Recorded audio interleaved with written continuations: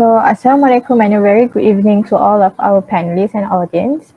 Welcome to our weekly family forum. So, back with me again, Absyarina Irisha is your moderator.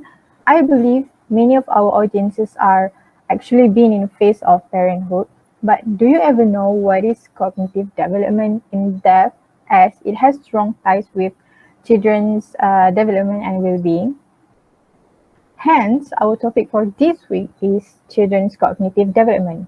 At the beginning of the forum, we have shown the audience the interview recording between me and one of our respondents in order to survey the community's thought on cognitive development.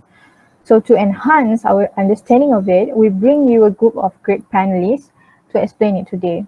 And before we begin, let me introduce you to our panelists for today, a list of honorable guests from Chika NGO who has been working with children's development studies for years. Let me introduce you to our first panelist, psychology specialist Dr. Husna, the founder of Chika NGO. How are you, Doctor? Yeah, just good for today. Thanks for asking. Uh, our second panelist is a counseling teacher who is also the co-founder of Childcare NGO. Mr. Daniel, how are you? I'm fine. It's wonderful to be here. Great. And next we have the secretary of Childcare NGO, Ms. Zal Farihah. How are you, Miss? Alhamdulillah, I'm fine, thank you. And last but not least, we have the member of the NGO as the parents representative, Mr. Irham. How are you?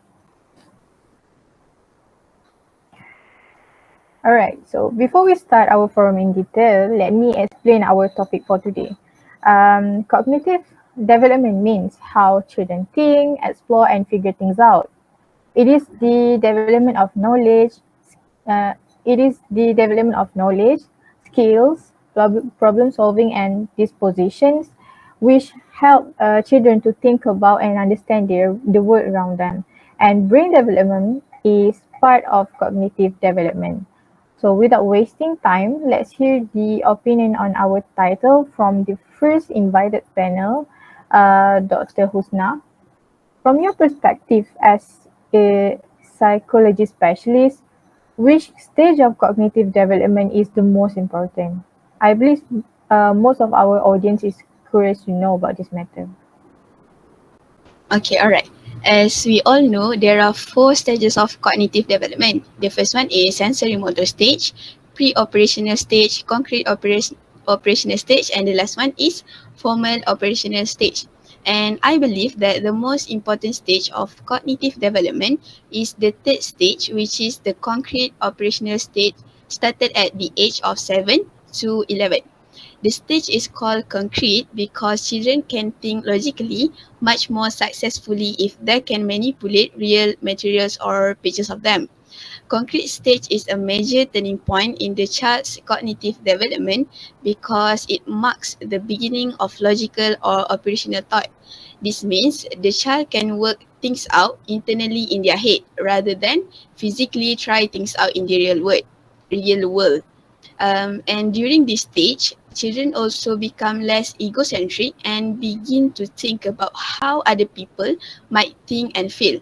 Kids in the concrete operational stage also begin to understand that their thoughts are unique to them and that not everyone else necessarily shares their thoughts, feelings, and opinions. Yeah. All right, thank you, Dr. Husna.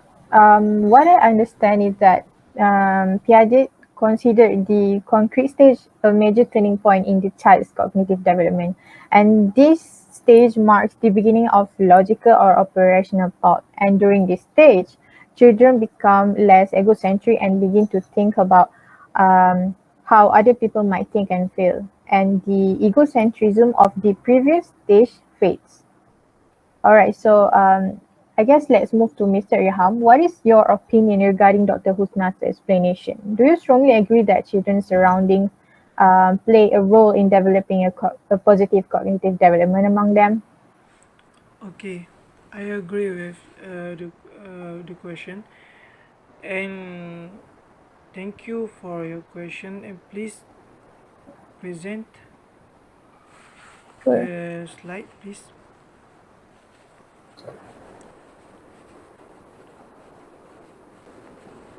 Okay, this role of children surrounding to in cognitive developing positive. Okay, this before that, cognitive development is characterized by the way a child learn, acquire knowledge, and interact with his surrounding environment. Different cognitive skills are acquired as a child meets certain developmental milestones, but a child of any ability will benefit from activities that promote active learning. As a parent, you can encourage your child cognitive development in the areas of memories, concentration, attention, and perception by incorporating simple activities into your everyday routine. Okay, there have three easy ways you can help your child cognitive development. Okay, the first, practice counting. The practice counting identify opportunities throughout the day to practice counting. Count the number of shoes in your child closet when he gets dressed, or the number of slides on the playground when you go to the park, and you may soon find that you are counting everything. Okay, the second is offer choices. When you can offer your child choices, you can, for example, you can say, would you like to wear the brown shirt or the blue shirt, or would you like string cheese or yogurt with your lunch?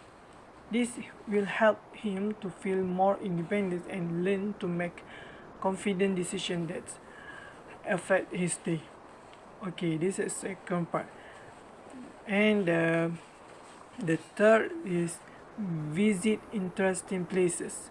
This for me interesting because we can encourage the children. For example, take trip to your local children, for example, to the museum, library, or farmer market to stimulate his curiosity and provide him with hand-on experiences. And you can also ask him question why you explore and listen to his responses and reactions. This adventure can provide a learning experience for both of you. Okay, these three elements best we can this based on parents. This is because children cannot make good choices for their own environment, but parents need to give good guidance to children with good environment. Okay, this my opinion. I hope all can agree with my opinion. So that's all from me. Thank you. All right. So thank you, Mr. Irham. That was a great point to be said. What I understand is that you expose them to not only exposing them to mental activities, but also bring them to explore the world, right? So what can you say, Mr. Daniel, about our topic today? Is it good or bad? As a teacher, do you think it is important to incorporate Piaget's theory in the classroom in order to develop a better understanding of your students' thinking? Okay, thank you for asking me. That's a good question. So first thing first, we need to understand that Jean Piaget theory of cognitive development suggests that children move through four different stages of learning. This theory focuses not only on understanding how children acquire knowledge, but also understanding the nature of intelligence.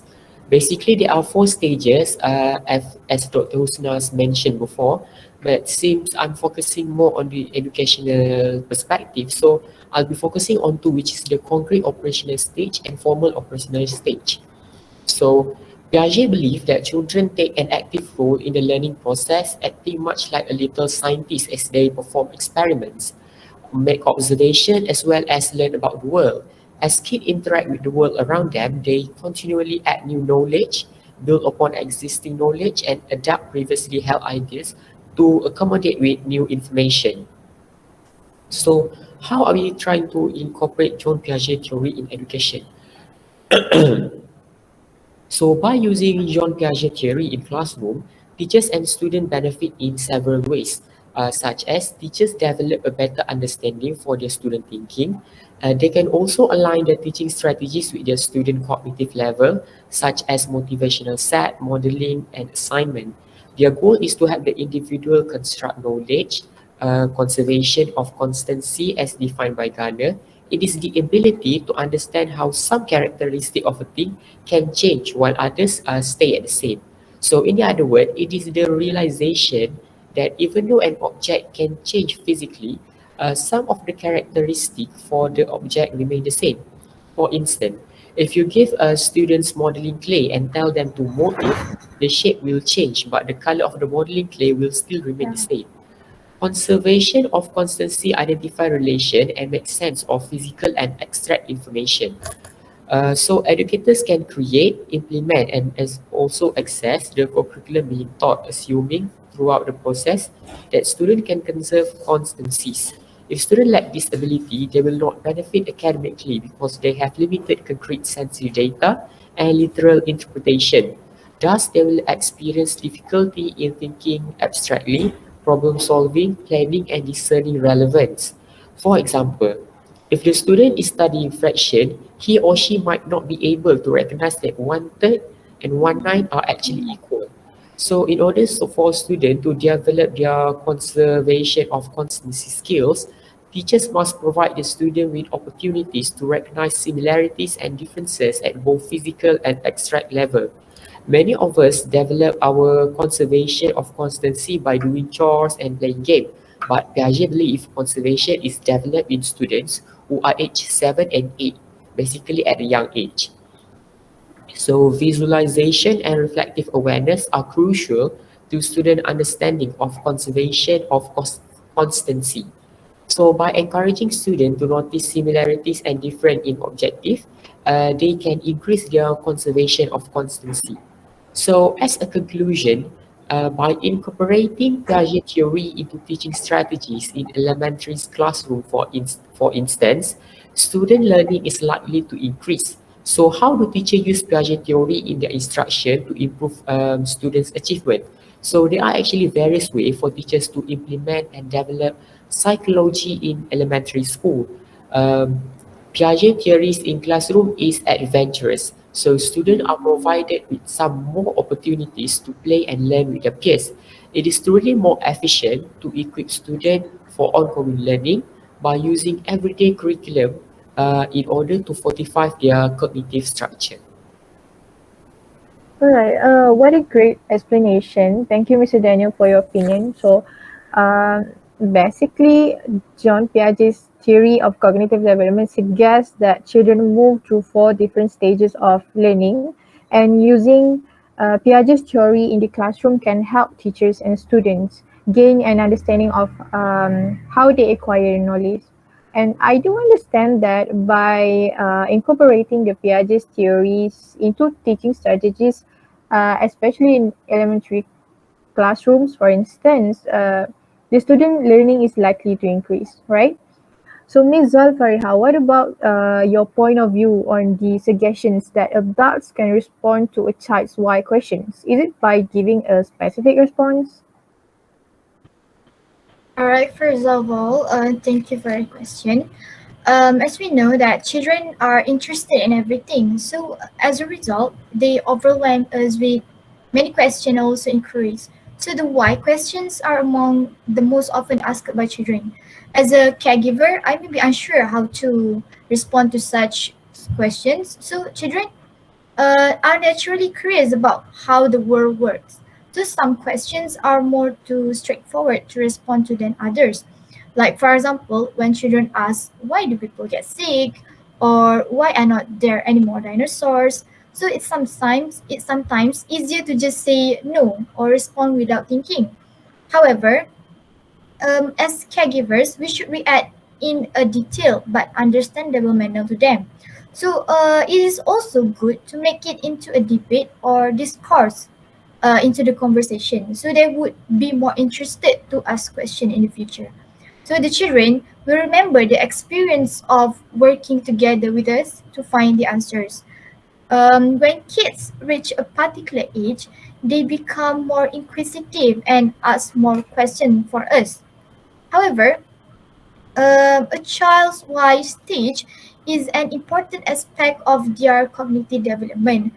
The ability of children to ask questions demonstrate the diversity of their cognitive abilities.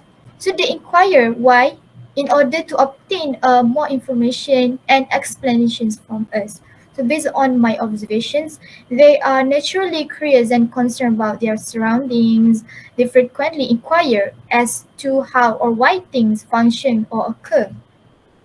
So children ask a lot of questions, as we know, right? So and some of them are difficult to respond to. So as a caregivers, I should still listen and also participate, allowing time to listen to their inquiries and also sieve them. So after that, you should try to explain it to the child in a way that he or she understand, making an attempt to respond to questions about the child's learning. So instead of responding to the question, the communication also strengthen the relationships with the children. So like when you say no or because I said so, the children may be become frustrated and also confused. Like these situations stifles their curiosity and saps their desire to learn. Instead, we empathize with them and reassure them. We should encourage kids to ask questions. Furthermore, try to get their ideas or comments from time to time, as about the child's understanding of the question answer. Like this act teaches children to think critically and to be confident in their abilities. Of course, there are some questions that no one can answer, right? So even an adult. So it's quite acceptable for us to admit that you don't know the answer. So it can teaches the children that it's okay to admit you don't know something. After acknowledging that you don't know the answer to your child's inquiries, try to work with them to find the answer. Make it a game between you and the children. Lastly, try to assist them in realizing that there are a variety of other ways and options for finding the answers. Okay, that's all. Oh, thank you, Ms. Zal Farihah. That was a great point to be said. What I understand is the why questions are frequently asked by children, and some questions are easier to answer than others, and there is no such thing as a one size fits all inquiry, right? So the why stage of a child's cognitive development is critical. Hence, the communication improves the relationship between parents and children since they may grow frustrated and confused when you say no or because I said so. So parents must feel for them and reassure them as it is rather perfectly fine to acknowledge that you don't know the answer for their query. So last question for me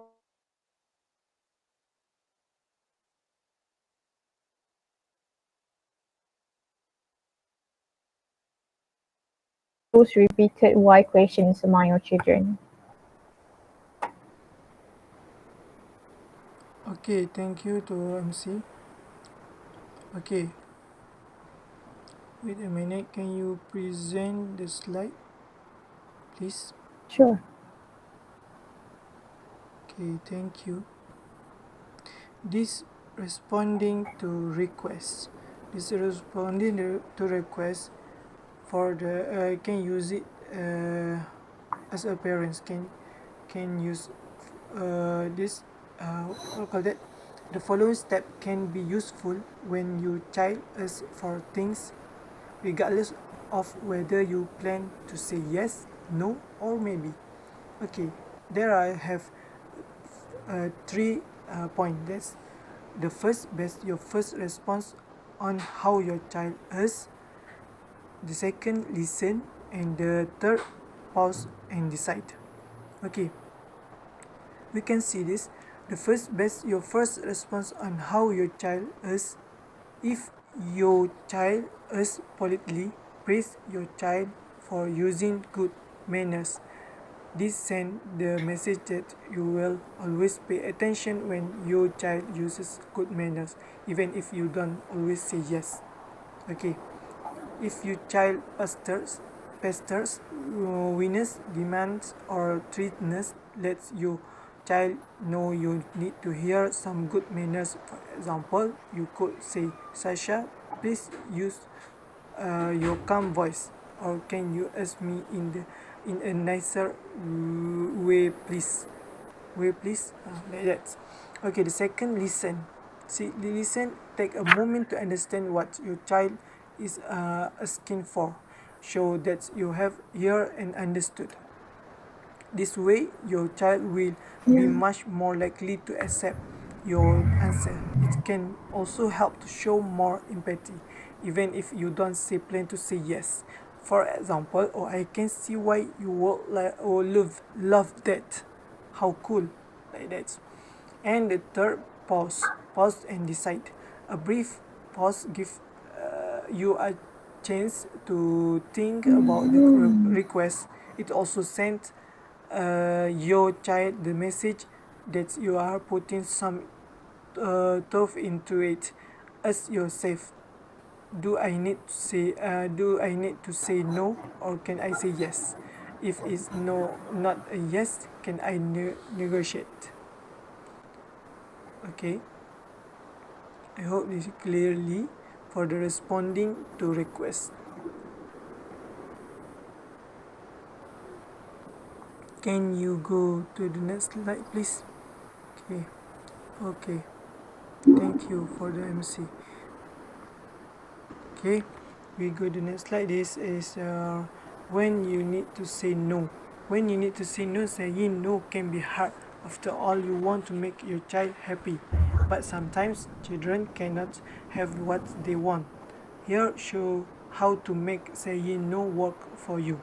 Okay, this have 4 points. Let's give your reason first.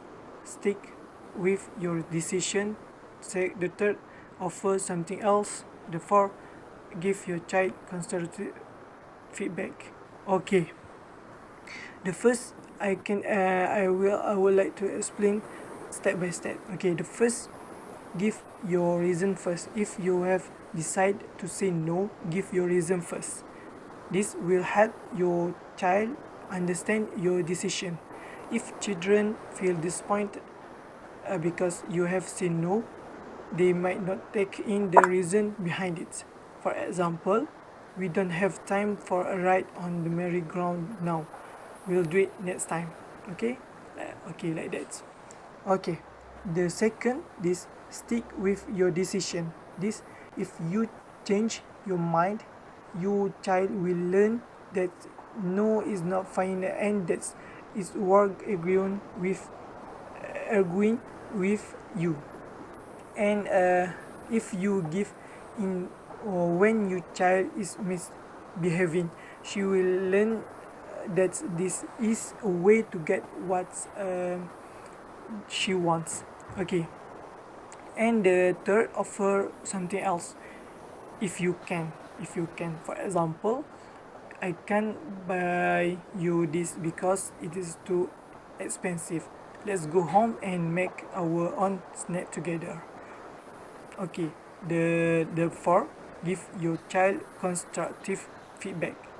If your child accept no for an answer, give lots of praise. For example, I really like the way you said okay when I said no, or it was great how we worked that's out together. I think that's all from me, and thank you for the question from the MC. Thank you. All right. So, thank you, Mr. Irham. That was a great point to be said, and I suppose every parent out there is experiencing those moments too with their children. So, thank you to all our panelists today. Finally, we have come to the end of our forum where we we have shared a lot of knowledge that we don't even know or thought about before. So from what all our panelists shared just now, it is crucial for us, either parents, teachers, or caregivers, to focus on the cognitive development of the child, since from great support in that phase, children are able to think and understand the world around them. So I guess that's all for this week. Thank you and Assalamualaikum.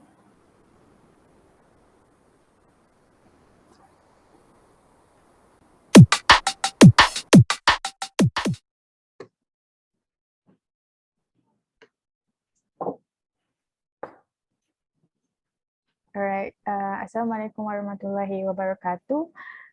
Before we proceed with the interview, I will introduce myself first. So my name is Absyarina Irisha binti Muhamad Mazuki from EDEP 1103 Section 1. So how are you? I'm good. I just eat. Alright, so a brief information about our group. So we are conducting a survey regarding the cognitive development in early childhood phase. Therefore, in this session, I will ask 4 questions about our survey on cognitive development among children in their early childhood phase. So are you ready? Yes, I'm ready. Alright, so the first question is, do you know what is the word cognitive development means? I think cognitive development means the development of thought, what's happening inside the brain with the synapses and stuff. That's So next question, what activities can improve cognitive development? What do you think? I think it's about exercising brain. So it's about doing puzzles, like when you do crosswords, you exercise your brain. And when you do math question and when you do critical thinking, but you also need to take care of your physical being because it's also reflect on how your mental is. So basically the mental activities. Yes. Yeah. So the next question, in your opinion, how can you tell if your child is developing normally?